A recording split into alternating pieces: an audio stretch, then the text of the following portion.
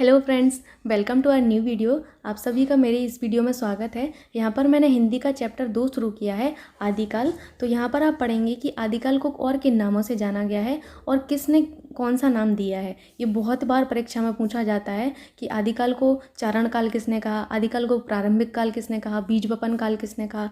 बहुत ही important point है। तो यहाँ पर मैंने सबको कलेक्ट करके आपको दे दिया है, तो आपको यहाँ से पढ़ना शुरू करना है। ठीक है, पहला पॉइंट है हमारा कि हिंदी साहित्य में आदिकाल को भिन्न भिन्न नामों से जाना गया, जो इस प्रकार है। ये तो आपको याद ही करने पड़ेंगे कि डॉक्टर जॉर्ज ग्रीगेसन ने चारण काल कहा है, ठीक है। मिश्र बंधु ने प्रारंभिक काल कहा है, डॉक्टर गणपति चंद्र गुप्त ने प्रारंभिक काल कहा है, ठीक है। यहाँ पर आपको कन्फ्यूजन हो रहा होगा कि मिश्र बंधु ने भी इसको प्रारंभिक काल कहा है आदिकाल को, वहीं गणपति चंद्र गुप्त ने भी प्रारंभिक काल ही कहा है। तो हाँ, दोनों ने ही इसको प्रारंभिक काल कहा है, ठीक है। अगला है हमारा आचार्य रामचंद्र शुक्ल ने वीर गाथा काल का है। Very very important. Acharya Ramchandra Shukla ji का योगदान इतना रहा है हिंदी साहित्य में कि इनका नाम जहाँ पर भी आए तो याद रखना बहुत ही ज़रूरी है, ठीक है। तो आचार्य रामचंद्र शुक्ल ने आदिकाल को वीरगाथा काल कहा, वहीं राहुल साकृत्यायन जी ने सिद्ध सामंत काल कहा। तो मैंने ऐसे याद रखा था कि साकृत्यायन से सा याद रखिए, और किसी में सा से शुरू नहीं होगा नाम, ठीक है। तो राहुल साकृत्यायन जी ने सिद्ध सामंत काल कहा था। वहीं महावीर प्रसाद द्विवेदी जी ने बीज बपन काल कहा। तो मैंने इनको याद रखा था कि महावीर में आ रहा है, बा आ रहा है ना, वाह, तो ऐसे मैंने यहाँ पर बीज बपन काल को याद रख लिया था इनकी वाह से, ठीक है। अब अगला आता है विश्वनाथ प्रसाद मिश्र ने। तो विश्वनाथ प्रसाद मिश्र जी जो थे, उन्होंने वीर काल कहा है। क्या कहा है? वीर काल कहा है। ये अगला पॉइंट है, यहाँ पर ऐड हो गया है, ठीक है। तो विश्वनाथ प्रसाद जी ने क्या कहा है? वीर काल कहा है। तो मैंने इनकी वाह से यहाँ इनकी वाह को याद कर लिया था। ऐसे ही आप भी थोड़ा थोड़ा ट्रिक बना के याद करिए तो आपको याद हो जाएगा। जो आपको मेन याद रखने हैं वो यही है, आचार्य रामचंद्र शुक्ल जी का, साकृत्यायन जी का, महावीर प्रसाद द्विवेदी जी का और हजारी प्रसाद द्विवेदी जी का, ठीक है। हजारी प्रसाद द्विवेदी जी ने क्या कहा है? आदिकाल कहा है। ये आपका नेक्स्ट पॉइंट है, आप इसको नेक्स्ट बना लेना, मेरे से यहीं ऐड हो गया है, ठीक है। डॉक्टर राम कुमार वर्मा ने क्या कहा है? चारण काल या संधि काल कहा है, ठीक है। क्या कहा है? चारण काल या संधि काल। मोहन अवस्थी ने क्या कहा है? आधार काल कहा है, ठीक है। अब यहाँ पर अगला पॉइंट है हमारा कि आचार्य रामचंद्र शुक्ल ने हिंदी साहित्य का आरंभ कब से माना है। तो ये बहुत इंपॉर्टेंट पॉइंट है कि आचार्य रामचंद्र शुक्ल जी जो थे, उन्होंने हिंदी साहित्य का आरंभ 1050 से माना है, संवत, ठीक है। क्या? संवत 1050 से माना है। आचार्य रामचंद्र शुक्ल ने हिंदी साहित्य को 4 भागों में बांटा है। वो कौन कौन से भाग हैं ये आप पढ़ेंगे। जैसे आदिकाल, आदिकाल को वीर गाथा काल भी कहते हैं, ठीक है। क्या कहते हैं? आदिकाल को वीर गाथा काल कहते हैं, ठीक है। आदिकाल के और भी आपने नाम ऊपर पढ़े हैं, आप उन सबको बिल्कुल याद रखिएगा, ठीक है। इसको कब से कब तक माना गया है? संवत 1050 से 1375 तक माना गया है, ठीक है। अगला है हमारा पूर्व मध्यकाल। पूर्व मध्यकाल को भक्ति काल कहा गया। भक्ति काल का टाइम कब से कब है? संवत 1375 से 1700। अगला है हमारा उत्तर मध्यकाल। उत्तर मध्यकाल को क्या कहते हैं? रीति काल कहते हैं। इसका टाइम कब से कब है? संवत 1700 से 1900। अगला है हमारा आधुनिक काल, जिसे हम लोग गद्य काल भी कहते हैं, ठीक है। इसको कब से कब तक माना गया है? संवत 1900 से 1984। Very very important. अगर आपसे क्रम पूछ लिया जाए कि पहले मतलब ये काल का क्रम पूछ लिया जाए तो पहले वीरगाथा काल, फिर भक्ति काल, फिर रीति काल, फिर गद्य काल, ठीक है। आई होप आपको समझ आया होगा। अगर आपसे क्रम लगाने को कह दिया जाए तो आपको इस तरीके से क्रम लगाना है: वीर काल, भक्ति काल, रीति काल, गद्य काल, ठीक है। अगर आप टाइम याद नहीं कर पा रहे हैं तो कोई बात नहीं, लेकिन फिर भी कोशिश करें टाइम याद करने की। जैसे शुरुआत 1050 से कर दीजिए। आप बार बार पढ़ेंगे उतना ही अच्छे से आपको ये चीज़ें याद रहेंगी। रटना नहीं है, बार बार पढ़ना है, प्रैक्टिस करना है। जितनी प्रैक्टिस करोगे उतना ज़्यादा आपको याद बनी रहेंगी चीज़ें, ठीक है। अगला पॉइंट है हमारा प्राकृत भाषा के बारे में, ठीक है। तो प्राकृत भाषा जो है उसके विविध रूप हैं, ठीक है, जिनमें से पाली का संबंध बौद्ध ग्रंथों से। ये कभी कभी हमारा हिस्ट्री में भी क्वेश्चन पूछ लिया जाता है कि जैन जो बौद्ध ग्रंथ होते हैं उनका संबंध किस भाषा से है। तो पाली जो भाषा होती है उसका संबंध हमारे बौद्ध ग्रंथों से है। वहीं अर्धमागधी जो होती है, अर्धमागधी का संबंध जैन धर्म के ग्रंथों से है। वेरी वेरी इंपॉर्टेंट पॉइंट, ठीक है, कि पाली का संबंध हमारे बौद्ध ग्रंथों से है, वहीं अर्धमागधी का संबंध जैन धर्म के ग्रंथों से है, ठीक है। अगला पॉइंट है हमारा ये सारे इंपॉर्टेंट पॉइंट हैं, इनमें से आप ये डिसाइड नहीं कर सकते हैं कि हम किस पॉइंट को छोड़ें, तो आप इन पॉइंट्स को ज़रूर याद रखिएगा। लेकिन जो बहुत इंपॉर्टेंट है वो मैं बता देती हूँ। जैसे अगला पॉइंट है हमारा कि अब अपभ्रंश जो है, अपभ्रंश भाषा का सबसे पहले उल्लेख भाष्यकार पतंजलि ने किया था। ये अपभ्रंश क्या है, जैसे आप हिंदी का जो विकास है ना वो पढ़ेंगे इस चैप्टर में, अगले चैप्टर में जब भी मैं पढ़ाऊँगी तो वहाँ पर आपको पता चलेगा कि हिंदी कैसे विकसित हुई है। हिंदी सीधी हिंदी नहीं बन गई, और भी उससे पहले किस रूप में बुद्धि थी, ठीक है। तो आप जानेंगे तब वहाँ पे आप अपभ्रंश के बारे में जानेंगे। लेकिन यहाँ पर आपको यही पढ़ना है खाली कि अपभ्रंश जो वर्ड है, ये जो शब्द है, वो सबसे पहले इसका उल्लेख किसने किया था, तो महाभाष्यकार पतंजलि जी ने किया था। किसने किया था, महाभाष्यकार पतंजलि जी ने किया था। अगला पॉइंट है हमारा भारतेश्वर बाहुबली रास एक अपभ्रंश प्रभावित रचना है। वेरी वेरी इंपॉर्टेंट पॉइंट कि भारतेश्वर बाहुबली रास जो है अपभ्रंश वाली रचना है, और इसकी रचना किसने की थी, ये इंपॉर्टेंट बनता है सबसे ज़्यादा कि आखिर भारतेश्वर बाहुबली रास को लिखा किसने था, तो शालिभद्र सूरी जो थे इन्होंने लिखा था। शालिभद्र सूरी जी ने ही पंच पांडव चरित रास भी लिखा था। क्या लिखा था, पंच पांडव चरित रास। Very very important. अगला पॉइंट है हमारा कि अवहट्ट भाषा से क्या तात्पर्य है। आखिर ये अवहट्ट है क्या, तो अवहट्ट भाषा का तात्पर्य है ग्रामीण अपभ्रंश से है, ठीक है। आप आगे जानेंगे अवहट्ट के बारे में, अपभ्रंश के बारे में, प्राकृतिक भाषा के बारे में। यहाँ पर आपको बस इतना याद रखना है कि अवहट्ट भाषा से तात्पर्य क्या है, अपभ्रंश शब्द किसने दिया है, अपभ्रंश प्रभावित रचना कौन सी है, अपभ्रंश के पहले लेखक कौन से हैं, ठीक है। ये आपको याद रखना है खाली। अगला पॉइंट है हमारा राहुल साकृत्यायन ने हिंदी का पहला कवि किसे माना। ये बिल्कुल सीधा सीधा हमारा पूछा जाता है परीक्षाओं में कि हिंदी साहित्य का पहला कवि किसको माना गया, हिंदी का पहला कवि। तो आपको पता होना चाहिए कि राहुल साकृत्यायन के अनुसार किसको माना गया है। ये आपको दिया रहेगा कि राहुल साकृत्यायन के अनुसार किसको माना गया है, गणपति चंद्र जी के द्वारा किसको माना गया है, तो आपको याद रहना चाहिए, ठीक है। तो राहुल साकृत्यायन जी ने हिंदी का पहला कवि सरहपाद को माना है, ठीक है। अब हम लोग बचपन में पढ़ते थे इनको सरहपा पढ़ते थे, जैसे मैं तो सरहपा अभी तक पढ़ती आ रही थी, लेकिन इनका नाम सरहपाद है, ठीक है। बहुत इंपॉर्टेंट है ये नाम इनका। वहीं गणपति चंद्र जो गुप्त है ना, उन्होंने शालिभद्र सूरी को हिंदी का प्रथम कवि माना है। किसको, शालिभद्र सूरी को माना है, ठीक है। अभी आपको थोड़ा थोड़ा याद आ रहा होगा, ऊपर ही पॉइंट पे पढ़ा है कि शालिभद्र सूरी ने ही भारतेश्वर बाहुबली रास की रचना की है। साथ ही साथ इन्होंने, किसने, शालिभद्र सूरी जी ने पंच पांडव चरित रास भी लिखा है, ठीक है। जबकि आचार्य रामकुमार वर्मा ने स्वयंभू को हिंदी का प्रथम कवि माना है। कई परीक्षाओं में सीधा पूछा जाता है कि आचार्य रामचंद्र शुक्ल ने हिंदी का प्रथम कवि किसको माना है, तो आपको तो पता चल गया अब तो, ठीक है। तो रामकुमार वर्मा ने किसको माना है, स्वयंभू को माना है। अब धीरे धीरे आप पढ़ेंगे रामचंद्र शुक्ल ने किसको माना है, ठीक है। अभी आपको इन तीनों का ही याद रखना है, ठीक है। अगला पॉइंट है हमारा आचार्य रामचंद्र शुक्ल ने पुरानी हिंदी को प्राकृताभास हिंदी या अपभ्रंश कहा है। क्या कहा है, प्राकृताभास हिंदी या अपभ्रंश कहा है। आचार्य रामचंद्र शुक्ल ने पुरानी हिंदी को प्राकृताभास हिंदी या अपभ्रंश कहा है, ठीक है। जबकि अपभ्रंश को पुरानी हिंदी सर्वप्रथम चंद्रधर शर्मा जो गुलेरी जी थे उन्होंने कहा है, ठीक है। ये पॉइंट बहुत इंपॉर्टेंट है कि अपभ्रंश को पुरानी हिंदी किसने कहा है, चंद्रधर शर्मा गुलेरी ने कहा है, ठीक है।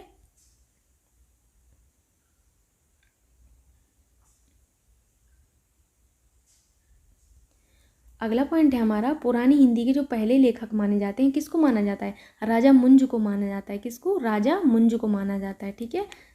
ये आपको याद रखना है कि पुरानी हिंदी के पहले कवि राजा मुंज को माना गया है। अगला पॉइंट है हमारा अपभ्रंश का वाल्मीकि स्वयंभू को माना गया है। वेरी वेरी इंपॉर्टेंट पॉइंट कि अपभ्रंश का वाल्मीकि किसको माना गया है। सीधा पूछा जाता है परीक्षाओं में कि अपभ्रंश का वाल्मीकि किसको माना गया है, तो स्वयंभू को माना गया है। जबकि अपभ्रंश का भवभूति पुष्पदंत को माना गया है, ठीक है। अगला पॉइंट है हमारा खड़ी बोली के प्रथम कवि कौन थे, तो खड़ी बोली के प्रथम कवि जो है अमीर खुसरो जी को माना गया है। आप सबको इनके बारे में बहुत अच्छे से पता होगा कि खड़ी बोली के प्रथम कवि हमारे अमीर खुसरो जी को माना गया है, ठीक है। इनकी रचनाएं हैं कौन कौन सी, पहेलियाँ, मुकरियाँ, रौ सुखने और गजल, ठीक है। ये इन्हीं की रचनाएं हैं। अगला पॉइंट है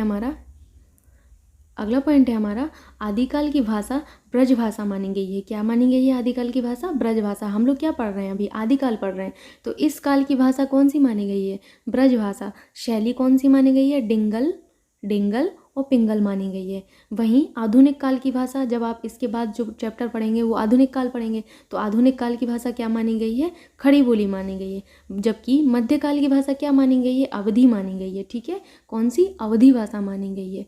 ठीक,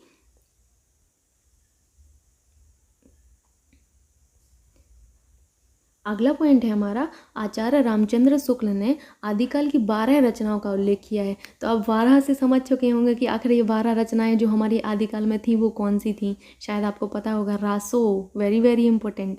ठीक है, तो आचार्य रामचंद्र शुक्ल जी ने आदिकाल की 12 रचनाओं का उल्लेख किया है। ठीक है, तो कौन से हैं ये? रासो साहित्य के, इनको हम लोगों ने क्या कहा है? इन 12 रचनाओं को रासो साहित्य कहा गया है। ये प्रमुख रचनाएं हैं इनकी। कौन सी हैं? इनकी रचनाएं नहीं हैं शुक्ल जी की, ये लिखी किसी और ने है। एक्चुअली आचार्य रामचंद्र शुक्ल ने इनका उल्लेख किया है। कहाँ किया है? हिंदी साहित्य का इतिहास जो इन्होंने लिखा है ना, पुस्तक जो 1929 में लिखी गई थी, उसमें इन सब चीज़ों का उल्लेख किया है शुक्ल जी ने। ठीक है, तो यहाँ पर जो पहला है हमारा रासो, वो है विजयपाल रासो। विजयपाल रासो को किसने लिखा है? तो विजयपाल रासो को नल सिंह ने लिखा है। ठीक है, हमीर रासो को किसने लिखा है? शारंगधर ने। ये खुमान नहीं है, ये खुमाण रासो है। ठीक है, खुमाण रासो को किसने लिखा है? दलपति विजय ने। कैसे लिखा जाता है? खुमाण, खुमाण, इस तरीके से, ऐसे। ठीक है, ये है हमारा खुमान रासो को किसने लिखा है? दलपति विजय ने लिखा है। ठीक है, ये बहुत इंपॉर्टेंट है, कई बार परीक्षा में पूछा गया है। हमीर रासो भी पूछा जाता है। ठीक है, विशल देव रासो को किसने लिखा है? नरपति नाल ने लिखा है। Very very important. ठीक है, जबकि पृथ्वीराज रासो जो हैं उनको चंद्रवरदाई ने लिखा है। ये तो हम लोग बचपन से ही पढ़ते आ रहे हैं कि पृथ्वीराज रासो को चंद्रवरदाई जी ने लिखा है। लेकिन अभी आप जानेंगे इस चैप्टर में इस चंद्रवरदाई कवि के बारे में और पृथ्वीराज रासो के बारे में बहुत ही नए पॉइंट्स जो शायद आपने कभी नहीं पढ़े होंगे। अगला पॉइंट है हमारा, परमाल रासो को किसने लिखा है? जगनिक ने लिखा है। किसने? जगनिक ने लिखा है। ठीक है, अभी नेक्स्ट पॉइंट है हमारा, हठयोग जो कृति है वो हठयोग कृति किसकी है? गोरखनाथ की है। ठीक है, ये अन्य परीक्षाओं में पूछा गया है, मैंने देखा है इसको कि हठयोग कृति के बारे में पूछा गया है, तो ये गोरखनाथ जी ने लिखी है। ठीक है, और ऐसे प्रश्नों की संभावना यूपी टेट जैसे एग्जाम्स में भी बनी ही रहती है। ठीक है,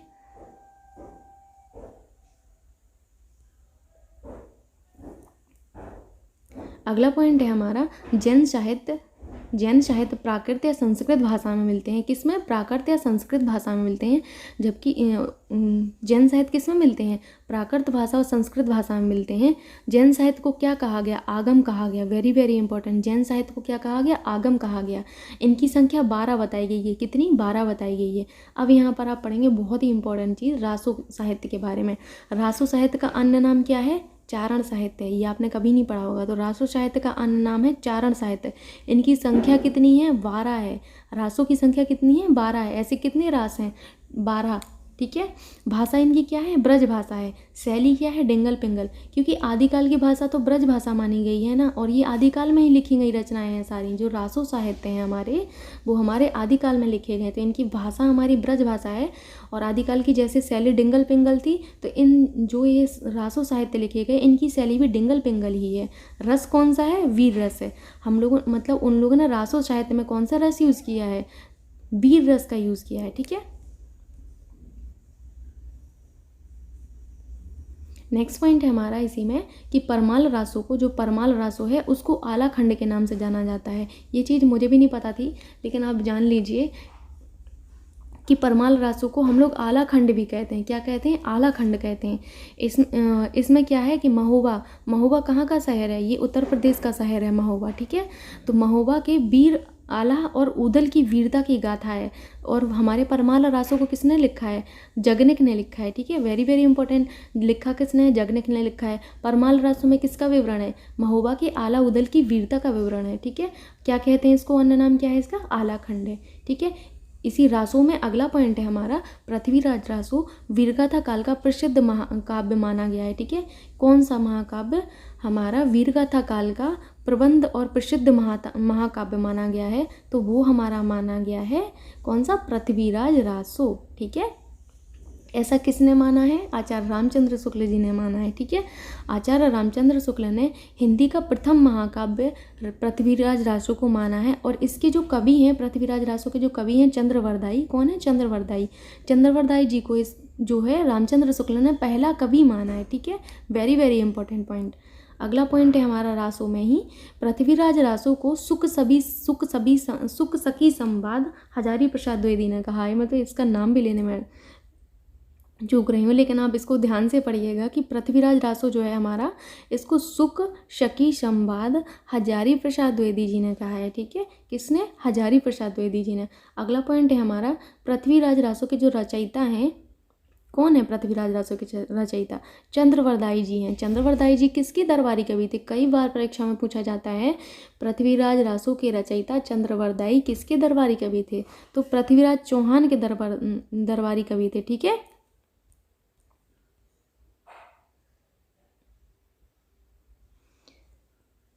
इसी में हमारा अगला पॉइंट है कि पृथ्वीराज चौहान जो है जयचंद्र की पुत्री संयोगता के प्रति अनुरक्त था।